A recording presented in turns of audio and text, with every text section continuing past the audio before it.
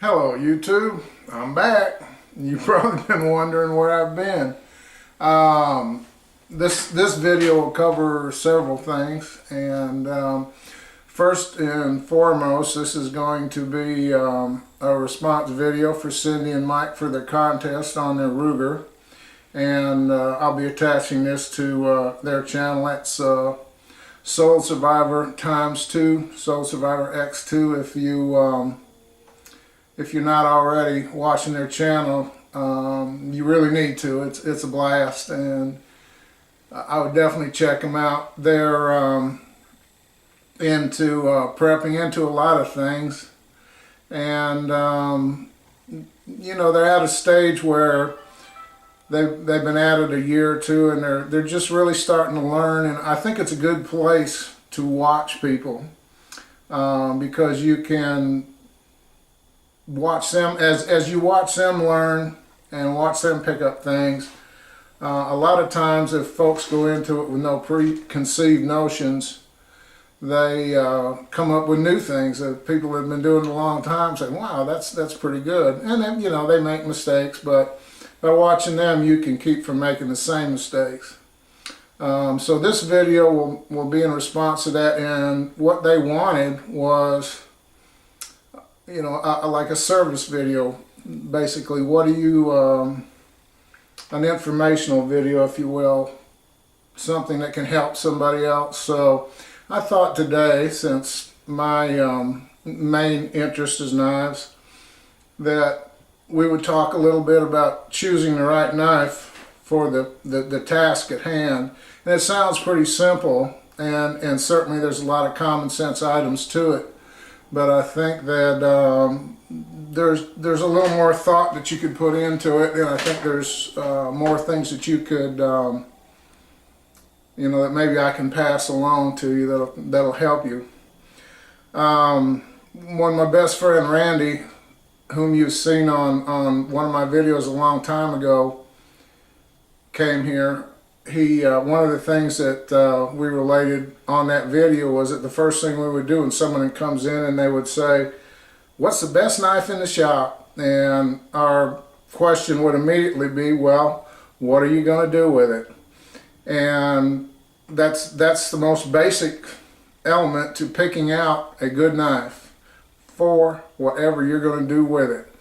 And little differences can make a huge difference in how a knife performs at a given task. So we'll go over a few here in a minute, but first I have some announcements to make.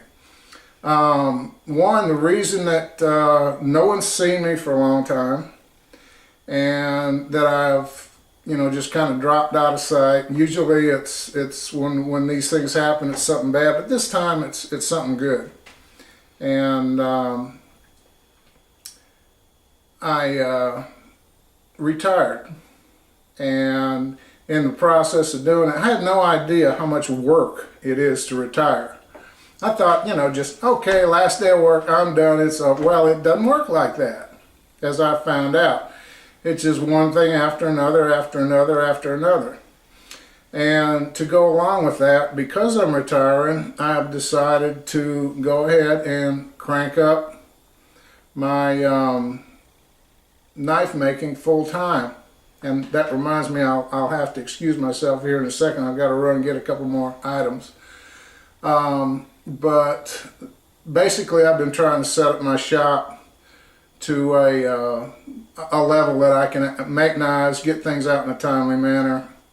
I think that what I'm going to do, I really don't want to get into, because I never want it to become a business.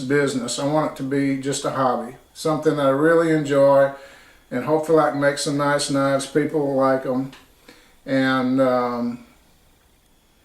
so I'm going to just make knives, debut them, and if somebody wants them, fine. And you know, I just hope that that I know it'll be good for me. I hope it'll be good for a lot of other folks. So I've been bringing in some bigger equipment and things that I could actually turn stuff out a little bit faster.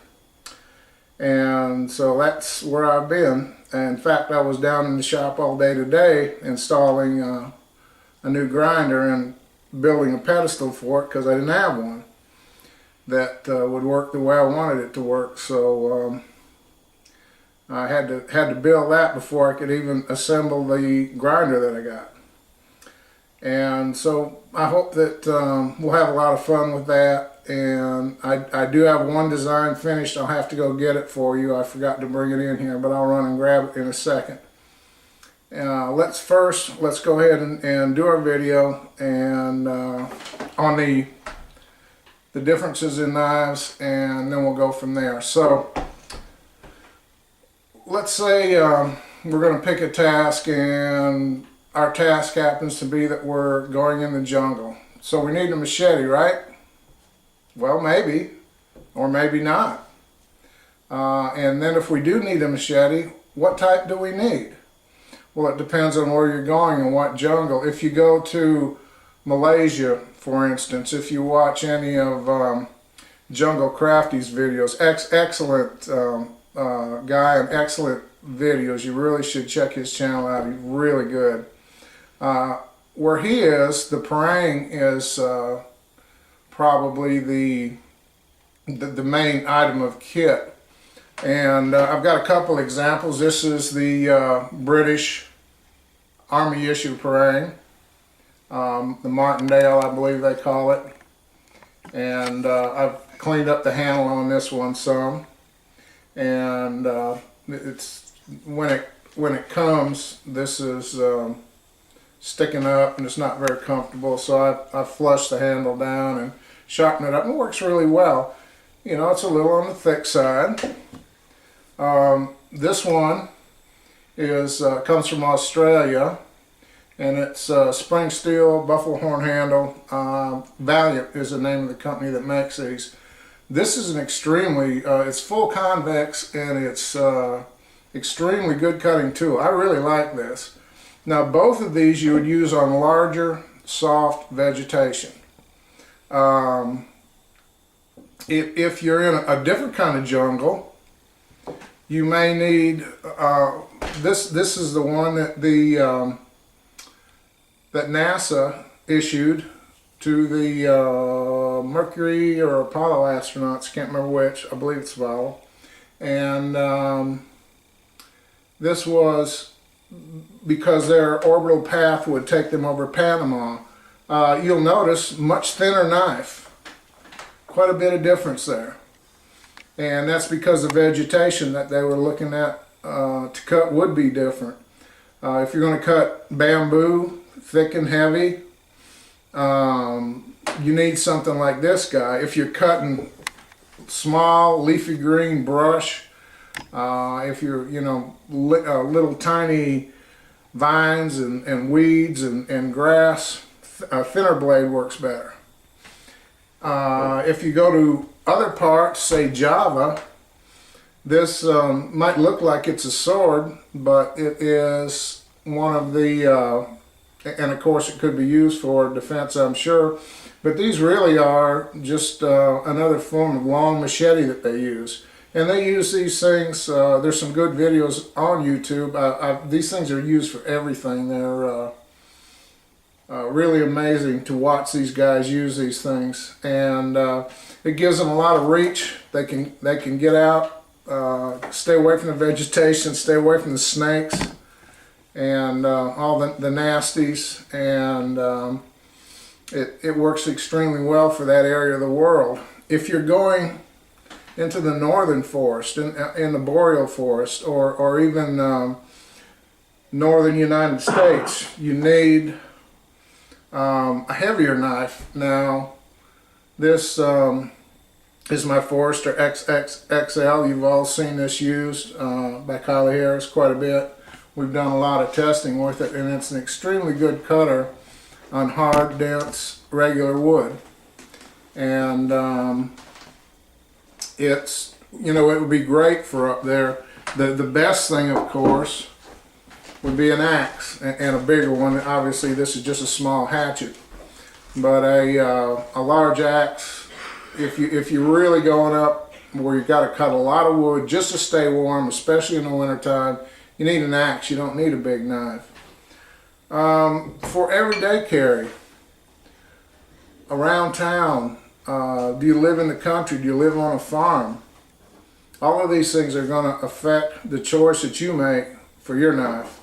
I carry these two right here on a daily basis, and this is kind of my backup knife. As I said, I've always had a philosophy of backing up a smaller blade with a larger one rather than the other way around. And this little Hinder is a great knife, and I really like it. It's the CV20, I believe it is, and really tough. Love the blade shape, the handle. This is a non-flipper, and this is the 551 from LMAX. It's or by Zero Tolerance. It has LMAX steel, and for a situation, if you got into anything where you had to break out a car window, you had to cut seat belts or something, that's going to go through anything that you need to go through. This will handle packages, string, rope, just any daily task. Very tough knife, and so far I like it a lot. Another thing that you can have is, I've got a couple neck knives here, and this is the Little Boy Scout, and I'll be finishing up a few more of these very soon, and I'm going to be selling some of these, and all the proceeds will go to charity. These will be going to Children's Healthcare of Atlanta. They're a conglomerate of 3 hospitals here. St. Joseph's, Children's Network, and there's one other. And is it Eggleston there? But they just do incredible work. So here is one. This is a Little Boy Scout that I did for myself, and I thought I might show you this just to show you how you can, little tiny changes can make a huge difference. These were both Warncliffes or sheep's foot. As this is how it was designed originally, and it makes perfect sense because these were designed for young Boy Scouts, for their training knife, first learning knife. So you want a nice round blunt point. Being as how I passed that stage a long time ago, I like it a little sharper, so I reground the tip here on this and made it a little pointier, and it changes how the knife works 100%. And it's for the things I do, it's much more useful. I can dig with it, I can drill with it, I can do a lot of different things that this more rounded tip just won't do. The other benefit to a neck knife is it's a solid knife. There's nothing on this to fail other than the edge, which is the same with all knives. Here, as good as these are, we have locks that can fail. We have parts, screws that can come loose. There's all kinds of things that can go wrong with a folding knife. Now, they're very well made. That, it doesn't happen a lot. Obviously, there's millions of people that depend on a folder every day. But if you're out in the woods, even for a walk or a stroll, if you got a neck knife, a solid blade knife, irregardless of what size it is, whoops, you're going to be in a lot better shape than you would be with a folder. And it's just, there's nothing to break. It's just very dependable. It's kind of like the difference between a revolver and a automatic or semi-auto.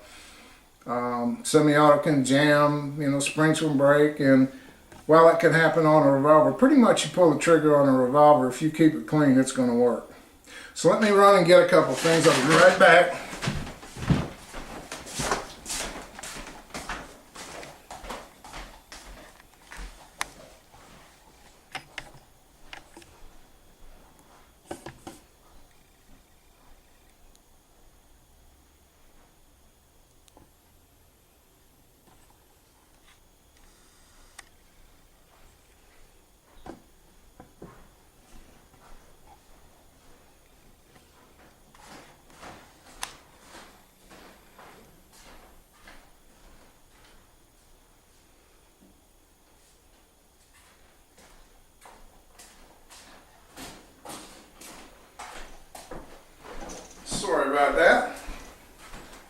haven't done a video in so long. I'm totally unorganized.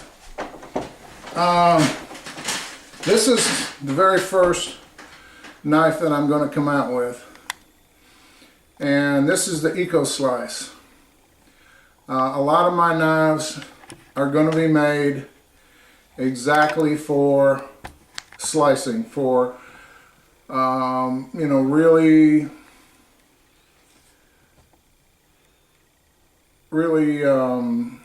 effortless cutting, let's put it that way. I think that a lot of the knives they've gotten ridiculously heavy, ridiculously thick, and so this line was designed in conjunction with Kylie. We talked about this, oh good grief, this was back in January that I actually think we talked about it before that, but then he and I went back and forth on some designs. So here are the first three, and you're seeing them here for the first time. And the knife that you're looking at here is this middle knife, and that's about a 3.5 inch blade, 7 3/4 overall. There's a very small neck knife, and I probably will make some of these on the very next run. I think I'm really going to like that little knife, and I think a lot of people will like that. The big guy, this is a 4-inch blade, and I think I'll probably make that out of a little bit thicker steel, maybe L-Max, I think, which is about 3.5 mil. This is AEBL, and it's 2.5 mil.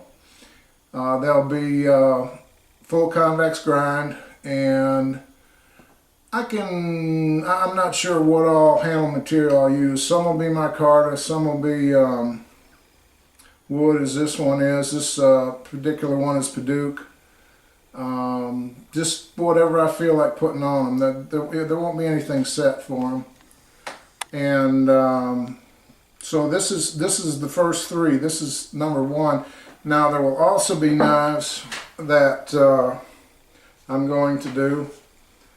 I have a large circular saw blade that a friend of ours gave me from a sawmill that he owns, and it's an older one, and a lot of the newer blades, just the teeth are welded on, they're carbide teeth or something like that. But this, the entire saw blade, which is about as big around as this table, maybe a little bigger, is L6. So I'm going to be making some machetes out of that, and just a bunch of other things. I may cut some thin parangs. One of the things I'm going to copy, this astronaut's machete knife. They call it an astronaut's knife. I've always thought more properly it should be a astronaut's machete. It's always been one of my favorite designs, handles, the polypropylene and everything. And I'm going to try to replicate this. Now this original's in stainless steel, but I'm going to make it out of L6. The blades, that blade's maybe a hair thicker than this, so I think it'll make some pretty good ones. But I'm just going to make whatever, and I think we'll have a lot of fun with it. I'm going to make some kitchen knives, and so that's kind of my news. That's where I've been, and that's why you haven't seen me. I had to end everything at work and, you know, kind of turn that over to my protege and get everything to a point where I could turn it over and change everything here and get the shop set up, which is still just a work in progress. There's a lot to do down there, and but it's coming along, and I think that pretty soon I'll be able to crank some stuff out, and we'll just have a lot of fun with it. So to sum up, as far as choosing what you're going to use, think about where you're going, Obviously knife laws play into it. But if you're going in the woods, don't just say, well, I'll grab a big knife because I'm going in the woods. Think about where you're going and the material that's there that you might have to cut. Same thing on a daily use knife. Do you cut cardboard a lot? Do you cut string? Do you cut rope? Do you sharpen pencils? Do you cut tape? Do you cut cardboard boxes down to resize them? Think about what your general uses are for a knife, and then you can choose accordingly. A thinner bladed knife like these will slice better. Obviously you're not going to have the baton it through a oak log strength that you would from something like this. But do you need it? If you don't need it, wouldn't you rather have something that will just slide through and cut really easily, rather than something that's a little thicker that you have to fight? And you probably never need that strength. Just like I said, I carry a smaller one. I've got the bigger tank built folder, and usually a neck knife too. So pretty well got all the bases covered. So Cindy, Mike, I hope this will do for your contest. Everyone else, I'm glad to be back. I'm really enjoying retirement. I highly recommend it to anyone. I have yet to talk to anybody who said, gee, I wish I hadn't retired. It's not going to happen. So I'm enjoying it, still trying to get used to it, still trying to get things set up, but I'll be putting out a bunch of videos on a regular basis, I hope now, and I'm going to try to make a setup where I can do a video much quicker. I can just do it off a computer, and so we will try to go with that. So guys, take it easy. I hope everyone has a good day, and as Gavco says, don't cut yourself like I almost did, and we'll talk to you later. Bye.